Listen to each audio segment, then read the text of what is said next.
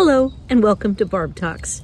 Today we're out in the garden looking at some weeds that you might have in your garden and you just never knew what to do with them.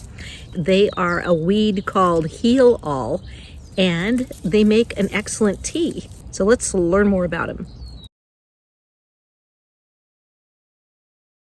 Heel-all, also known as Prunella vulgaris, is a herbaceous plant in the mint family. The young leaves and stems can be eaten raw or in salads, and the plant as a whole can be boiled and eaten as a leaf vegetable. It's also a main ingredient in several herbal teas in southern China, including commercial beverages. So, how do you harvest heel-all? How to cut these? You cut them at either leaving those two leaves or just those two leaves, so that kind of has the look of a hops. Then of course you wash these up before you dry them. So I've dried my heel-all in the attic and then put it into a jar that I can then keep downstairs and make into tea when I'm ready to. Then we pour in some boiling water.